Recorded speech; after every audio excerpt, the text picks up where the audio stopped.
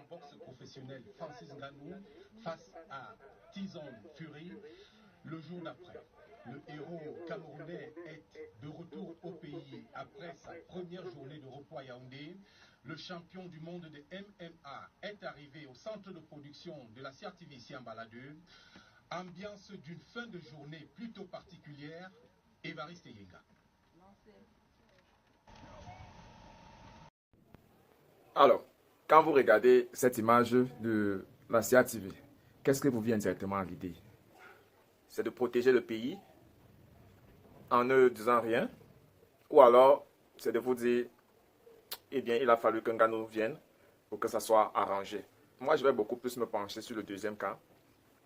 Vous dire, généralement, au Cameroun, les choses sont faites pour améliorer la vie des citoyens, ou alors pour améliorer la condition de vie souvent lorsqu'on reçoit un invité. Cela part du cellule familiale, en passant par les associations, les lieux de travail, et puisque ce sont les mêmes individus qui détiennent, que ce soit cellule familiale ou bien les associations, c'est la même chose au niveau étatique. Je sais que vous avez déjà suivi ici et là, des gens disent que c'est très honteux, que la CRTV, avec toutes les subventions qu'elle reçoit de l'État année après année, eh bien, ne puisse pas trouver, ce ne reste un ventilateur de circonstances pour pouvoir accueillir le champion du monde du MMA qui venait de boucler un combat dont il s'est dit qu'il était le champion et que sa victoire a été volée, mais quand même, qui a été logé dans les meilleurs hôtels que vous pouvez imaginer au monde, et bien qu'il arrive le temps d'une interview qui n'allait même pas durer 2 heures de temps, eh bien, on postait un individu là en train de lui faner. Ça dépasse l'entendement, que ce soit pour l'individu qui est en train de faner, que ce soit pour Ibrahim Chérif qui accompagne l'hôte du jour, et que ce soit pour la maison même. Est-ce qu'on avait prévu qu'il devait venir? Si la réponse est oui. Est-ce qu'il était prévu qu'il devait s'asseoir pour attendre un peu? Si la réponse est oui. Est-ce qu'on avait prévu que cette demoiselle devait se mettre debout là où elle est pour le faner? Certainement. Je vais répondre par la négative, par la négation là. Ce n'était pas prévu. C'était certainement circonstanciel. Ça veut dire dans tout Baladeux, toute la CRTV, on n'a pas trouvé ventilateur en saison sèche pour pouvoir venir brancher là-bas. On passe. Lorsque la fille est en train de faner, qu'est-ce qui vient dans la tête de Ngannou par rapport à ce qu'il est en train de vivre? Qu'est-ce qu'Ibrahim Chérif pense de ce qui est en train de se passer et ce que Ngannou peut retenir de ce scénario-là? Qu'est-ce que la fille elle-même en question, lorsqu'elle revoit la vidéo, est-ce qu'elle pense d'elle-même? Et c'est ça que j'aimerais qu'on en parle un peu.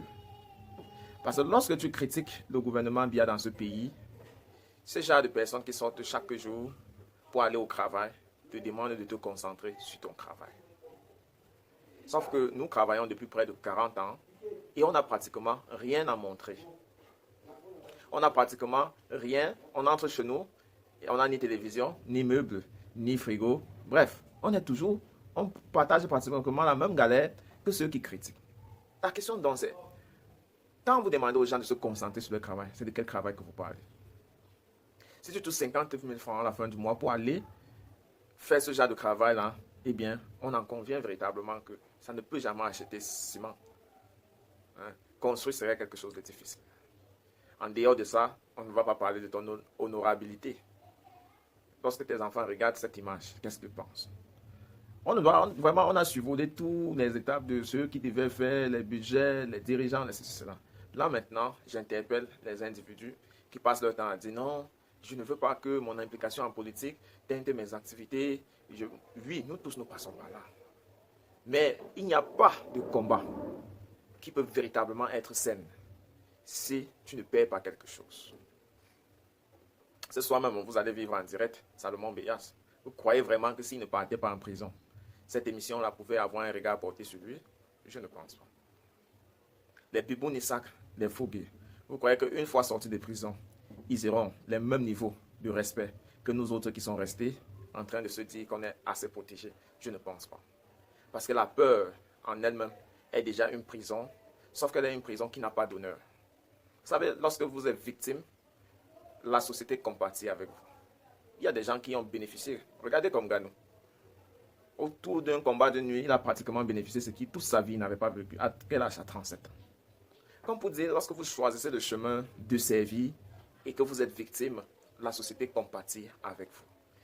Et ce que les gens sont en train de rêver en disant qu'ils travaillent, vous la réalisez avec leur service. C'est-à-dire, ils se plient en quatre pour vous rendre heureux. Ganou arrive à la CATV et toute la maison est mobilisée pour le recevoir. Vous croyez, lorsqu'il puisait les sables, le sable à bâtir, il traversait le désert, il pouvait se pointer à la porte. Je parle d'une histoire il y a 10 ans, hein, actuellement 10 ans. En 10 ans, votre vie peut changer. En 10 ans, votre histoire peut changer. En 10 ans, Dieu peut refaire complètement toute l'image que les gens ont de vous aujourd'hui. Mais pour que cela arrive, il faut au départ, au préalable, être conscient qu'il y en a un chemin, celui de creuser en vous votre propre talent et de la négocier petit à petit vers votre destinée. Mais si vous choisissez travailler parce que vous voulez rendre certains gens heureux, travailler parce que vous observez ce que les yeux de la société vont dire, eh bien, vous serez comme ces femmes-là, spécialistes de vente de tomates, 30 ans et on ne voit rien. Simple question, ils vont vous dire qu'ils ont envoyé leurs enfants à l'école, mais ces mêmes enfants-là ne sont jamais satisfaits du traitement qu'ils ont reçu de leurs parents. Vous ne voulez pas devenir de ce genre de personnes. Travailler sur ce qui est utile, c'est travailler dans votre mentalité. C'est travailler pour ne pas être la proie d'un système qui veut se perpétrer au sommet de l'État. Travailler, c'est mettre votre génie au service des nécessiteux dans la société. Travailler, c'est d'utiliser ce que vous avez déjà pour chercher, pour fouiller ce que vous avez besoin. Travailler, c'est d'œuvrer pour la renaissance. Et au jour de sa mort, être fier qu'on a apporté sa petite contribution au progrès de ce train de la renaissance. Parce que ce train ne dépend de personne. Beaucoup de gens confondent la renaissance avec la lutte du pouvoir. Non. Tant que M. Biya est là, il va continuer à tout faire pour maintenir son pouvoir. Et la renaissance n'est pas là pour venir faire le chassement, non. C'est éduquer les Camerounais de savoir qu'ils peuvent bénéficier des mêmes conditions que M. Biya a bénéficié grâce à Idjo, et également vivre ce vie de luxe. Mais au préalable, il faut au moins se travailler vers là.